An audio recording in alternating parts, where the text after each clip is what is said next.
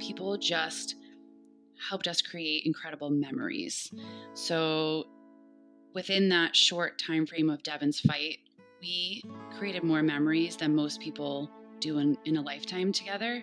And from taking a limo to the Celtics game, to our Make-A-Wish trip, to fundraisers that we got to see so many people that we loved together and just had fun while people were raising money for our family to help fight this. Hello, and welcome to Grief, Gratitude, and the Gray in Between podcast. This podcast is about exploring the grief that occurs at different times in our lives in which we have had major changes and transitions that literally shake us to the core and make us experience grief. I created this podcast for people to feel a little less hopeless and alone in their own grief process as they hear the stories of others who have had similar journeys. I'm Kendra Rinaldi, your host. Now, let's dive right into today's episode.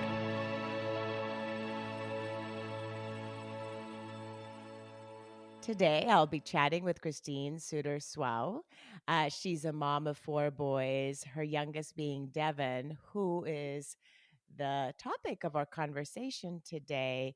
Devin was diagnosed with a rare brain cancer, which I won't even attempt to pronounce. I'll have Christine share that story. And also we'll be talking about his short life after that diagnosis as well, but everything else that's come from that. And I'm just so honored that our common friend Lisa connected us, Christine, so that we'd be able to chat here today. So welcome. Thank you. I'm so honored and grateful to be able to chat with you and be able to share Devin's story. You So know, what intrigues me the most is even just that when I started seeing posts on um, Facebook and stuff when Devin was sick first and then afterwards during his passing, because again, I have a lot of friends that live near where you live, and I used to live in your town in Framingham, Massachusetts. Is that where you live too? That's I where do. you live Yeah, right now still? I Okay. do. So it was just the way that that first off, the name of the foundation, Why Not Devin? Just that in itself spoke like so much about just who you are and who your family is, because most people say the why me, why, and so just that. So just yeah, I'm just excited to have this conversation and even just dive into getting to know you and getting to know Devin more as well in this conversation. Thank you. Yeah. Why not Devin? I don't know if you want me to kind of start Yes, from when he was go ahead. diagnosed. Yes. And that it'll kind of feed into that pretty quickly. But yeah, I had 4 boys in 5.5 years, and life was crazy and fun, and they were super active, and we did everything together. And so one Friday night, we were skiing and snowboarding, and Devin was a snowboarder, and we thought he fell, and his instructor brought him in, and we thought he got a concussion. Um, and a few days later, we saw our pediatrician. She thought he had a mild concussion, said he could go back to school, and then he began throwing up. So by that Tuesday night, we found ourselves in an ambulance to Children's Hospital. And were told that Devin had what's called Diffuse Intrinsic Pontine Glioma, often referred to as DIPG, which is a rare, uncurable, not survivable cancer in the brain stem. And the only form of treatment is radiation. Everything else is really a trial and up to the parents to kind of figure out. So when you go from having this seemingly, perfect's not really a word, but this, Healthy.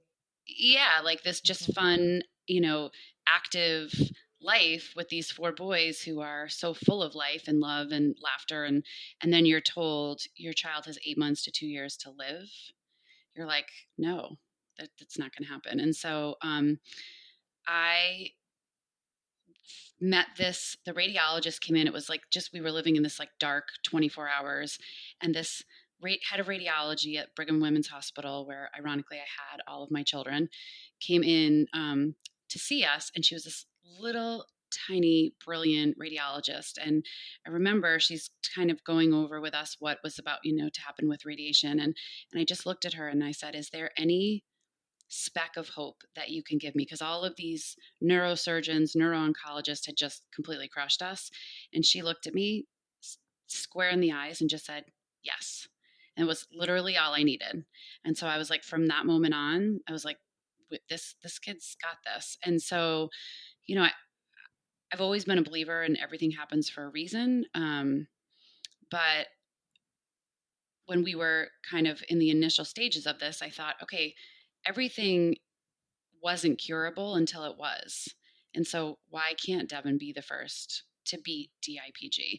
And so that's how Why Not Devin Oh, was born. And um, we started a Facebook group just to let our family and friends know. And that's where Why Not Devin on Facebook came from, because everything was so fast and furious. And our family's very fortunate to have so many friends. And my ex-husband and I both come from pretty large families. So it was a way to let everyone know what was going on and what was happening. And it quickly grew to like 25,000 people within days. It was pretty intense wow. and like The- in how complete many flip of life.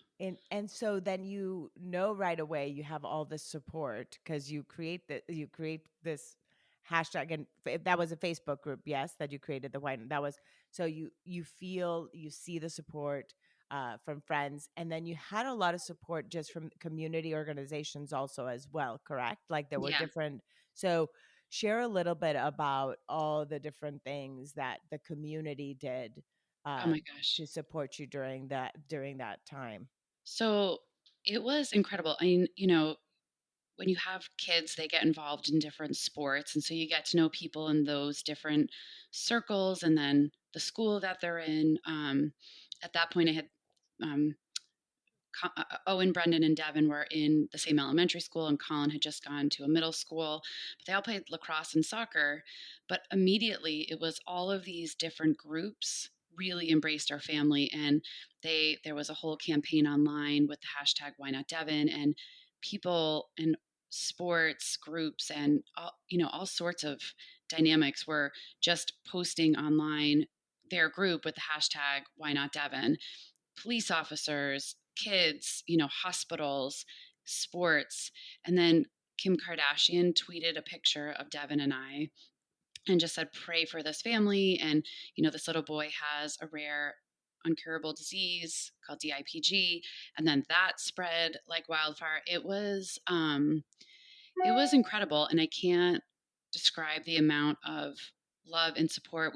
Someone created a meal train, and we have several allergies in our family, and people were cooking like the most amazing. It wasn't like your normal, lasagna casserole being dropped up. It was incredible, and treats for my kids, and then people also, and I don't know whether they had the intent to do this or, again, everything happens for a reason, but people just helped us create incredible memories. So within that short time frame of Devin's fight, we created more memories than most people do in a lifetime together. And from taking a limo to the Celtics game, to our Make-A-Wish trip, to fundraisers that we got to see so many people that we loved together and just had fun while people were raising money for our family to help fight this That's horrible so disease. that is so amazing. That now I'm curious, what was the Make a Wish? What wish did Devin ask for when you went to the Make a Wish? So um, we all kind of talked about our entire family, and you know Disney was definitely one that was thrown around, but we also, you know, wanted to make sure Devin was going to be able to enjoy whatever it was we were doing. So we went right after he finished radiation, which they call like the honeymoon period, honeymoon phase, or whatever. We went to Turks and Caicos. So we went to the beaches there, and my kids, Devin was feeling great, so we got to do a lot of different things there. But we kind of wanted it to be, I mean, it was his make a wish, but at the same time, his three brothers were going through this horrific nightmare. And so it was kind of all of their make a wish. And so Turks and Caicos was perfect because if Devin wasn't feeling well, he and I could hang back while the others went and did something. But he was incredible there, and it was unbelievable.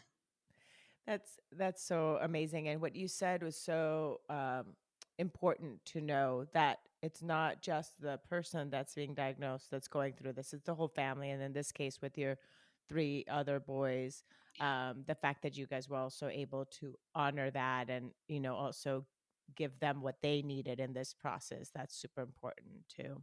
Yeah, I think that was super important to me from the beginning, because I haven't known a lot of people who have had a child with pediatric cancer, but I think your initial and immediate reaction is you have to take care of the child that's sick, and the others are okay, so they don't need, and I don't know if my feeling was different because we were faced with a terminal, um, but even prior to that, my kids, like, I took all four of them to the grocery store. I took all four of them to different practices. Like, they were all together anyway, so it was kind of a normal thing for me.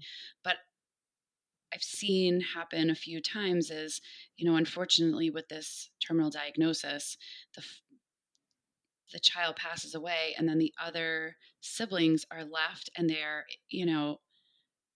it's kind of a really weird space for them. And so for me, it was just really important to have us all together all the time.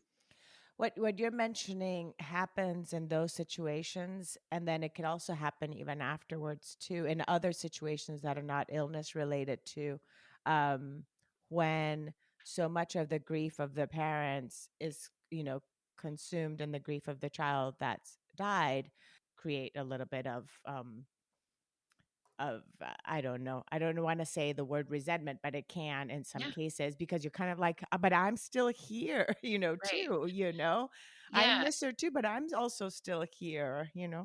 I listened to a podcast that was so impactful for me, probably maybe 2 months after 2 or 3 months after Devin died, and it was it was on Oprah, just one of my favorite Oh, podcasts. But me too.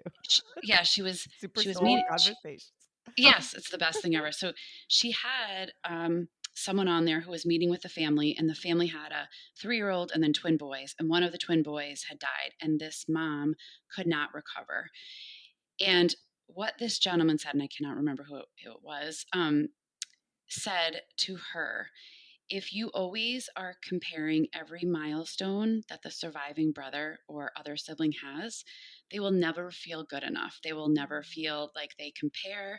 They will, and they can't. There's no way to compete with someone who has passed away. And so that hit me hard and stuck with me. And, you know, I've always been a very hopeful person and grateful for what I have.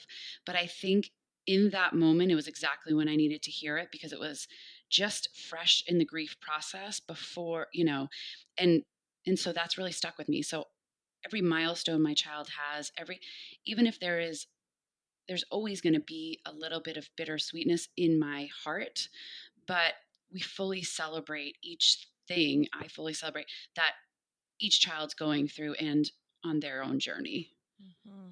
Hmm. But Yes, thank you for acknowledging that. There's something you said right at the beginning that I wanted to ask you about, and it was when that doctor looked you in the eye and said yes, that there was that hope, and you held on to that. How was it for you holding on to that glimpse of hope that you had? How did that shift everything that you did, oh, holding on to hope? yeah, that was honestly it, one of my favorite sayings is hope is the only thing stronger than fear.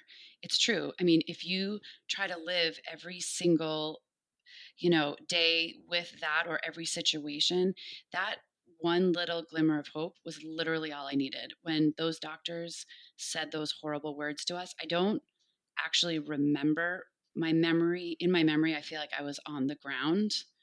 I don't think I actually was, but in my head, that's what I remember.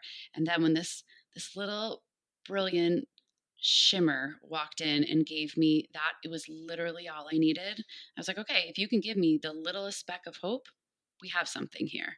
And it gave me, I really think that was such a pivotal moment for me, that it gave me that glimmer of hope to really fight Mhm. and to do everything in our power and to go to the ends of the earth to try to save my child. And I think that that's a lot of why personally I'm okay, I'm good now, because I know that I did everything in my power, Mhm. and to save him, and also to live every day that we had to the absolute fullest. And how many days then was that? How many So, days after the diagnosis did so he pass away? I don't believe in coincidence at all. Mhm.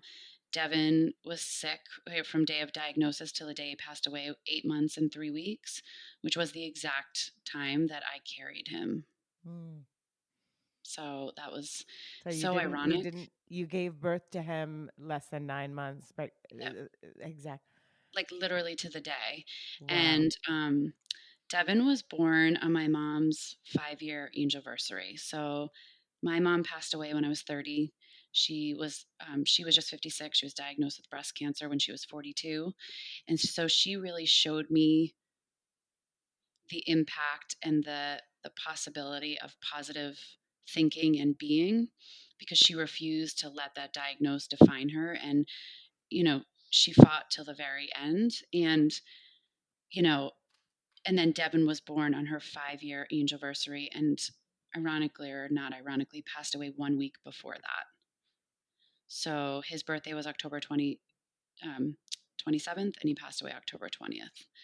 Um, so, and again, I'm a huge believer in everything happens for a reason, and everything is meant to be. And um, I've believed that my whole life. And when my mom passed away, I struggled with it, and I couldn't find the reason. And first of all, now I know that you don't always see the reason, you don't always understand it, but there is a reason. But the day that Devin died, it put everything into perspective, because I thought, okay, the only comfort I can take right now is knowing that my mom, the most nurturing, loving, kind, embracing woman on the planet, was there to meet my child. You had somebody to take care of him. Yeah. The the aspect that everything you're saying about that you don't believe in coincidences, that's my belief as well. The fact that he had that accident snowboarding, if not, you guys would have probably not known why he was, from there on, if he had started to get sick after the ski trip, you guys would have not even known Right. where to even start, Hmm. a search. You probably would have not known. It would have even caught you even more by surprise. He had not exhibited any symptoms at all before that, at least that you were aware of. Yeah, no, not at all. I mean, he was the youngest of four, so he was the most outgoing, goofy, athletic. I mean, my kids are all athletic. He was by far the most athletic, and he was 6 years old. I mean, he had been playing lacrosse and soccer since he could walk with his older brothers. And so, in hindsight now, when I look back, you have those live pictures a Mm-hmm. couple weeks before, maybe like if I look at it, he like stumbled in a picture a little bit, but nothing that I would have thought, huh, something looks off. Like, Mm. because he just was like always moving and goofy, and so there was not a thing at all. And I'm actually hugely grateful too, because grateful that that happened, because you're exactly right. It gave us time that he was not extremely sick. Um, that we could do things and make memories. And whereas if it had taken a lot longer, we would have had a shorter window. Mm-hmm. And probably wouldn't have found out until he was more sick, and maybe wouldn't have been able to do radiation, or but we also found out on a Friday night, and I didn't take him to the doctors on Monday, and we just went with the assumption that he had a concussion. So we went to like one other child's game, but otherwise, like, we just kind of laid low and had the weekend just to kind of snuggle and watch movies and kind of all be together before that diagnosis on that Mhm. Tuesday night. So Wow. Yeah, no, that is just so much that can change in just the blink of an eye, right? It just gives you a different perspective of even just how you live your life. And so, how has that shifted who Christine is now, how you live your life now? And also, you had, of course, had gone through the loss of your mom. You had experienced grief in one way. Then 5 years later, well, no, 5 years later, that's when Devin was born. So 11 years after your mom's passing is when yeah. Devin passed. Um, how do you think that having experienced grief of your mom also prepared you in some way to then now one of the hardest Yeah. grief experiences? It's crazy because you go through kind of a cycle, I think, of like when I lost my mom, she was my person. I talked to her every day. I was devastated. And and then when I lost my child, he I always was sent from my mom. He was attached to me. He was also the baby. So he and I had a very different bond, and he was always asleep in my arms because we were always on the go. So napping was in my arms. It was um but losing your child is unexplainable. It's I mean, you as a mom, especially too. I think you give birth to this little person, and the intent is to watch them grow and watch them, live and thrive and grow up, um, and then you kind of go through. So then you're kind of, I think, in a place where you're like, there's nothing that can compare to losing a child. But then you know, everyone's loss is different and everyone goes through different things. So, I hope that most people on this planet don't have to lose a child. So, whatever their loss is the hardest for them. Hmm.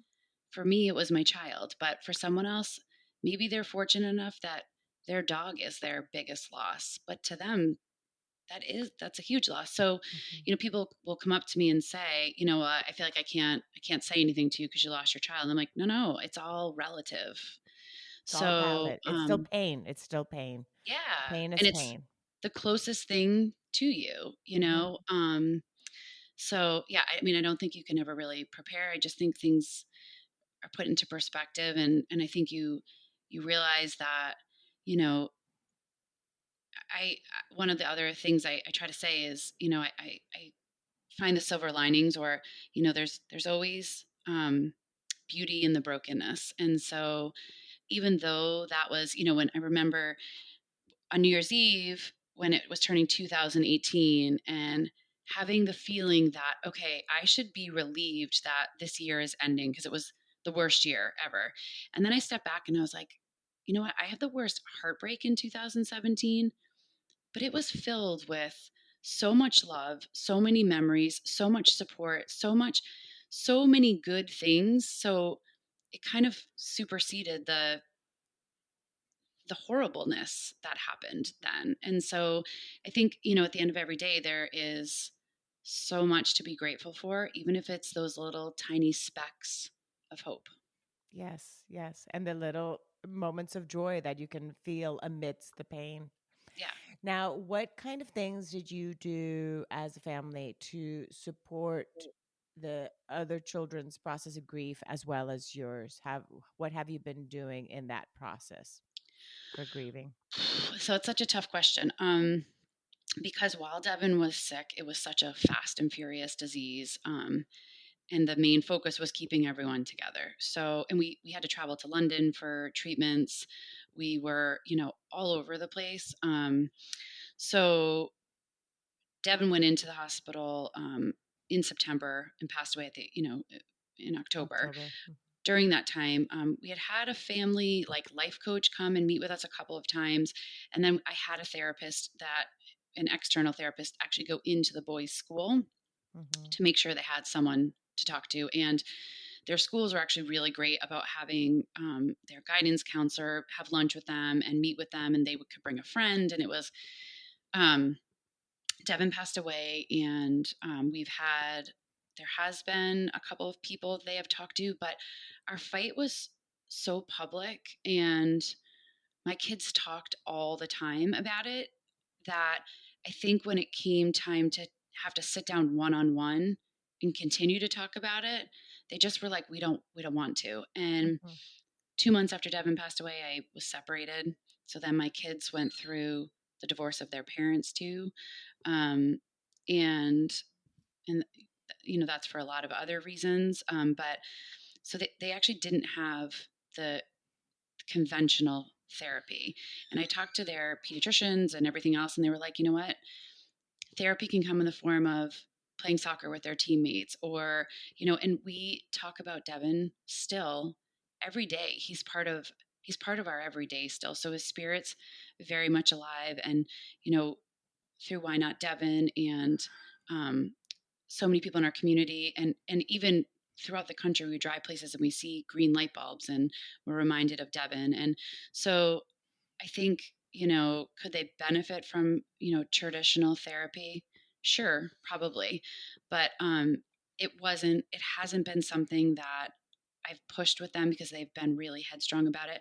They do go to they do go to this amazing camp every summer through Jeff's place, and it's a camp for boys in Maine. It's everything Maine camp should be, with 150 boys who have had immediate loss. So there is some counseling there, but it's mostly them feeling normal, doing normal things in a setting with other kids who get it. And the bonds that you see with these kids is it's pretty incredible. Um, so that's for my kids. For me, I have, Why Not Devin, and to be able to help other families through that process is such a huge healing part of me. And then I also, I blog and I speak, and I think that I have the mindset always, if I can help one person know that they can overcome by sharing my own story, that's everything. Everything you shared is so important because, like you said, it doesn't have to be one way in terms of what grief tool somebody uses. In your family's story, you had already been grieving since the diagnosis, but you also had all this incredible support and so forth around you. And like you said, the children had a space in which they could talk about their brother openly and those feelings. So that's wonderful. And I love this Jeff's Place camp. Because it's like, the fact to being already around other people that have had a loss, that if by chance you're not feeling too great, it's like you don't feel like this odd man out. People understand around you that, yeah, maybe you're just not having a good day, that moment, and you don't have to go into details of explaining. And even if you did explain, they don't look at you like the weird person, which might happen at school when other kids around you don't understand what you're going through because they haven't been through it themselves. So Yeah. so that's Yeah, and wonderful that they have that. they have this like bonfire a couple nights a week. They're not they It's their bond. They're not supposed to like talk about it, but I do know that it gives them an opportunity to share their story and to be emotional if that's what happens, and they're embraced by all these other boys who get it Mhm. 100%, and not just them feeling, which, like, people are feeling bad for them. It's a Mhm. place where they share this, and so it's so impactful. And for Mm. them, that's been like the greatest resource, I think. That's wonderful. Now, tell us more about Why Not Devin Yeah. and the kind of ripple effect that it's had and all the different, things that it's been able to do, the foundation, tell us Okay. more. So while Devin's fight was going on, as we talked about before, hashtag Why Not Devin started, and it just became like this. And I feel funny saying the word movement, but it really was this. And DIPG had such little awareness. Actually, when Devin passed away, uh, his whole neuro team said that we had helped um, advance awareness for DIPG 10 years because of the amount of awareness that it created. And there were, so many people that were part of it that either when Devin was fighting or immediately following, I had people reach out to me who knew of someone or they themselves who had followed the story had a child diagnosed with DIPG. And I had one woman who I knew from a friend who was in this part of this group. She had followed Devin's whole journey, which, was all emotions enrolled into one, right? And her daughter was diagnosed just like a few weeks after Devin had passed away. And she reached out to me with this heartfelt, she was obviously blown away that her child, she had watched this journey of this disease she had never heard of, and then her child had it.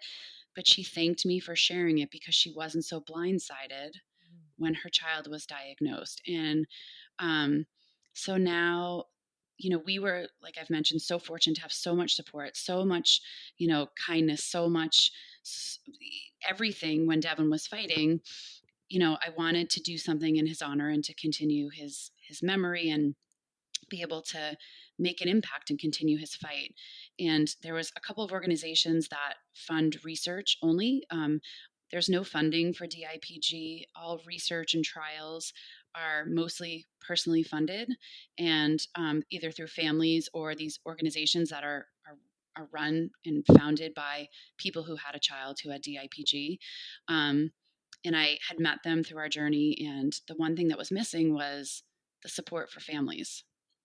And most people don't live in such an incredible community that just completely embraces them and does all these things. So and insurance covers radiation only, not your trials or travel or anything else. And we spent hundreds of thousands of dollars trying to save Devin's life in 8 months and 3 weeks. So in September, we got our 501c3 status, which had been a 2-year process of a lot of sweat and tears, and so now we give a $10,000 grant to a family a quarter with a child with DIPG, and the hope is that they will use it for travel, treatment, logistics, anything they need to keep their family together, and for the child with DIPG. But at the end of the day, if the family needs to use it to put food on their And it table sounds good. and lights in their home, they can use it at their disposal.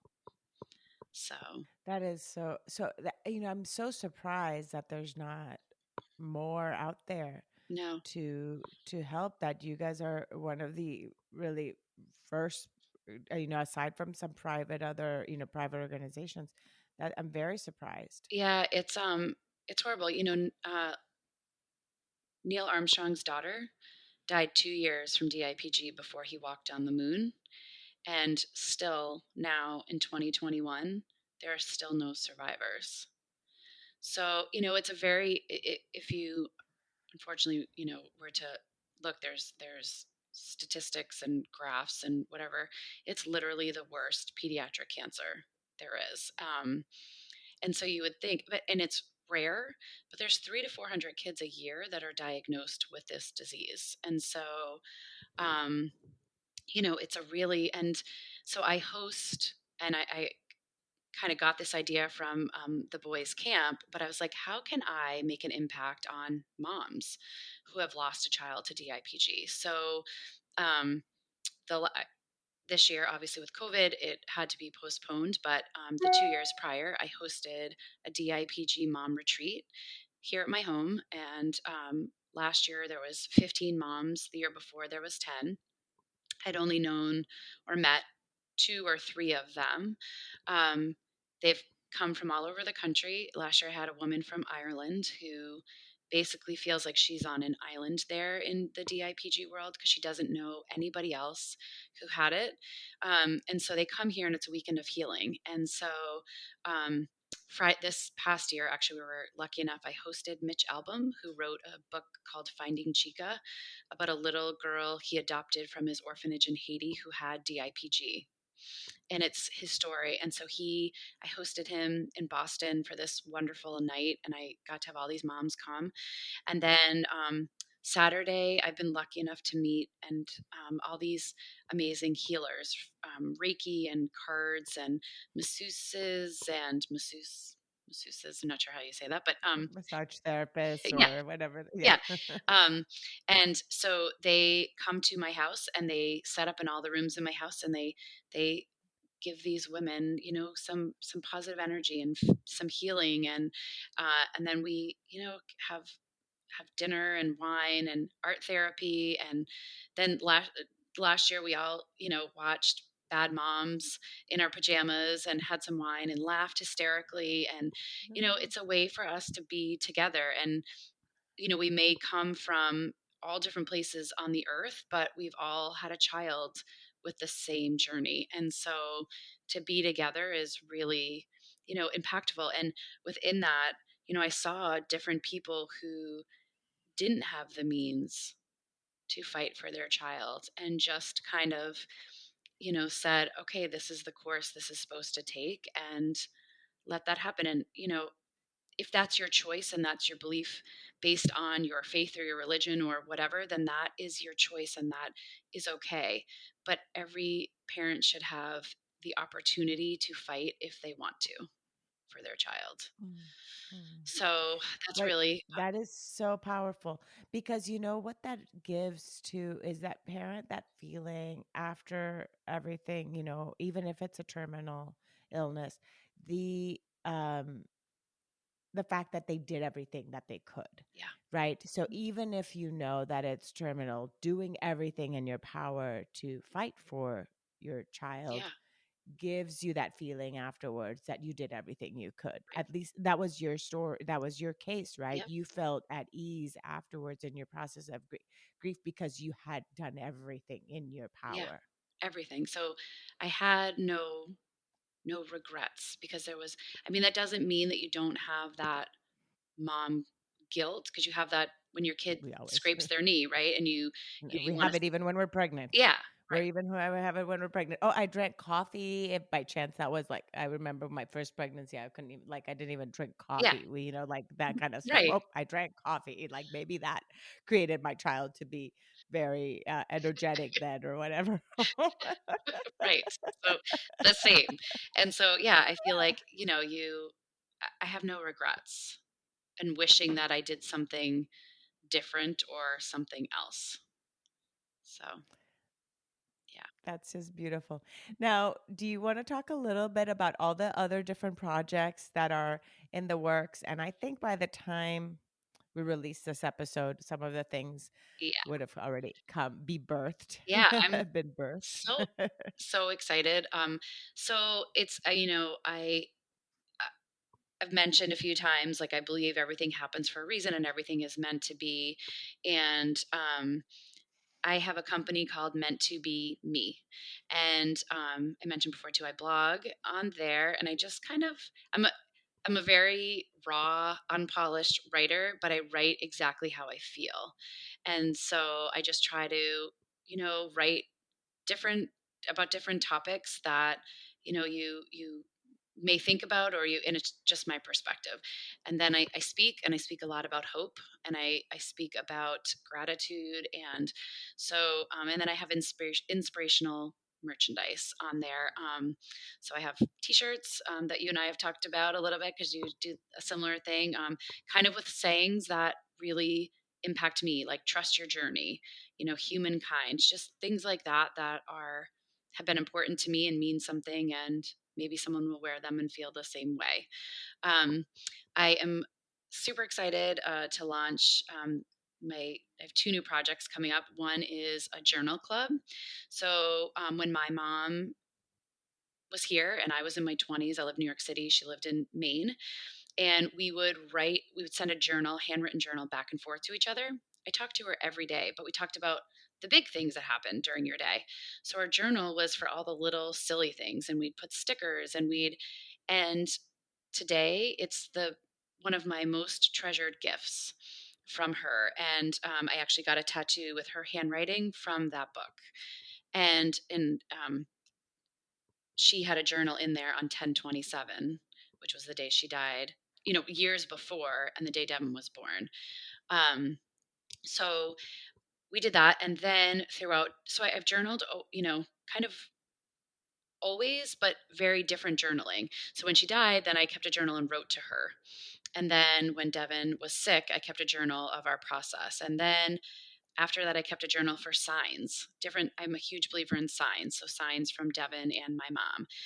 And now, probably the last 18 months, 2 years, I have a journal next to my bed, and it's my gratitude journal. And at the end of the day, and it's not every day, but it's definitely a few days a week. I should be better and do it more, but I write down something small that I'm grateful for.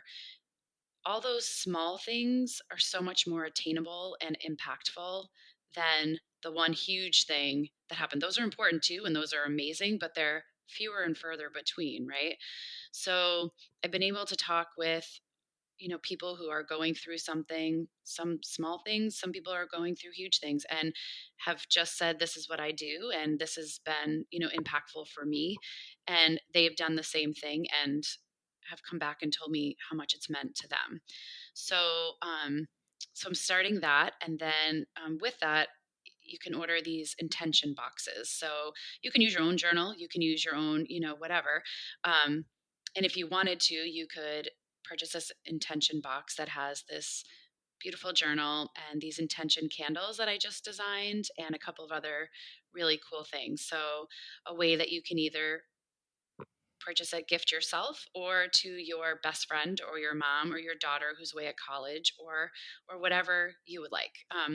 So that's one thing I'm really excited about.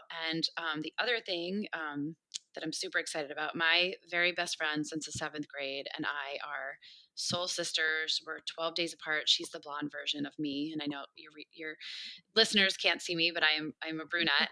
And we've both been through more than you could possibly imagine most people would go through in several lifetimes. But she and I always find the laughter and the humor and the gratitude and you know, the positive. And we always say our glass is half full of lemons. So it's what you make of it. And so we get together often for lunch, and we talk nonstop. You would think we would have things to run out of talking about. After Um, talking since 7th grade, but yeah, that's not the case. That actually makes it even oh yeah, easier, yeah. yeah. And so our podcast is basically us at lunch, and we have our favorite cocktail, and nothing's off the table. We talk about absolutely everything. It's called SHE-nanigans with Jenn and Christine, and eventually we'll have some guests on there that kind of roll the same way we do, have been through some pretty horrific things, but at the end of the day, like, can laugh and are okay, and you know might be self-deprecating. And so I'm just so excited to do this project with her. She's my person always, and we're both just to share with people that you can get through everything and you can find the laughter. So my cheeks are hurting from smiling. There's just you and when I chatted with you over the phone when we were kind of deciding when we were gonna meet and stuff, I could just feel this, energy, this amazing energy. I really feel like they really are hurting right now Thank you. from smiling. There's just this joy that I just feel from your energy that I don't know how else to explain other than the fact that my cheeks are hurting. Um, and it's not like I'm like I'm just like smiling, but they're hurting. It's like a muscle that I'm using all this like 40 something minutes. And it's because it is that it's like you do see and feel that joy even amidst every hardship that you've been through. And I'm so excited for people to be able to then get to hear that they can read you on your blog and all these to find out more about the podcast whenever you ladies release it. Will it be on the Meant to Be? By the way, B is BEE. Yes. And then can you share the reason of the B? Yes. So again, I don't believe in coincidence. Everything kind of rolls into each other, right? And so I've always said everything's meant to be and happens for a reason. And Devin was my only child to ever get stung by a bee. And he was stung a lot in his mouth, stung by one bee several times, which isn't supposed to be able to happen. Like, just many times. My other three never stung once. And so when Devin passed away, his funeral was at the end of October. And in Massachusetts, at the end of October, bees aren't really around. Bees were everywhere, everywhere. And on the way to the funeral, several of his friends and our family got stung by bees. And then at the party afterwards, and when I say party, it like doesn't It's a sound, celebration. but it It's a really was celebration such a as a celebration. There was party. so many kids, there was music, and everyone just it was his party, and it was incredible. Love it. But for the 2 weeks after his funeral, everyone that was close to him and us was stung by bees. It was insane. And so a few weeks later, I had one of the women who does Reiki for me. She's a very good friend. She's been a huge part of my healing process, and two of my other good friends over, and we were drinking wine, and she was doing Reiki on my feet, and she said, I brought over some of these cards in a box. They're healing cards. She's like, I haven't used them since I used them with you and Devin in August. They've been put away. She has several decks, whatever, and they were in a box. And so I had been talking about, like, God, everyone has had these signs from bees, and everyone's been stung or seen a bee in a certain, special place, and I haven't. And so she opens this box and she goes to flip the deck into my hand. And when she did that, a piece of fuzz fell onto my pants. And so I looked down, I went to brush it away, and she went to brush it away. And all of a sudden we both stopped and looked, and she picked it up, and it was this perfect dead bee, wings expanded, fluffy, beautiful. The four of us were speechless. We couldn't say a word. I was so glad they were there to witness it too, my friends. Like, it, she hadn't opened this box. And so I was like, okay. And honestly, bees have showed up in the most monumental, milestone, amazing moments. And I truly believe that it is Devin. And so they kind of just was an organic, natural thing, this meant to be. And I have a bee. My first tattoo, I got this cute little bee on my arm, and under it is the 1027 that my mom wrote. And so he's just always around, and it's just a great reminder. My kids love it, and I think a lot of people who know his story and him are reminded of him with the bee often. And it's meant to be me, right? Yeah. Website Yep. or meant to be me, and then why not Yep. Devin dot org or .org. So that actually is .org. launching next week. I am so not tech savvy at all, and I've been building this website that has been daunting, but it is. Yeah.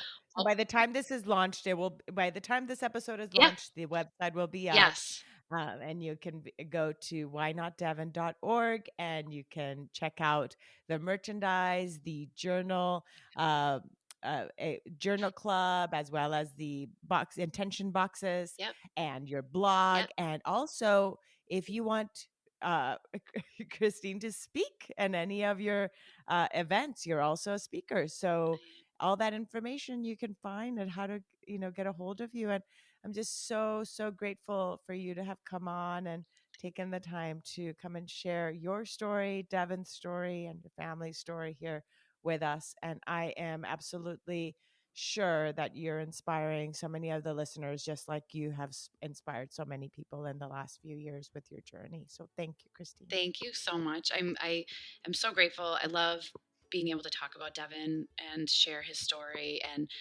I think that he continues to make such an impact on so many people of all ages. And for me, it's, just the most soul fulfilling thing. And I think, for my other boys as well. So thank you for letting me talk about all four of them, and for sharing some of the exciting things that I'm doing. And I'm excited. Thank you. Thank you. Thank you.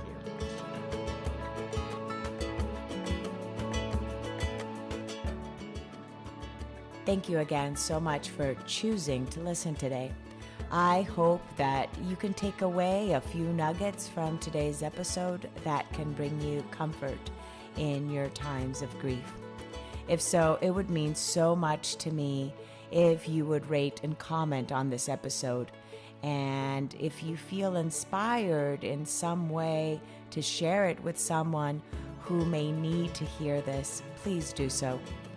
Also, if you or someone you know has a story of grief and gratitude that should be shared so that others can be inspired as well, please reach out to me.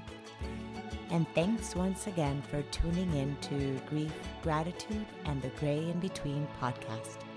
Have a beautiful day.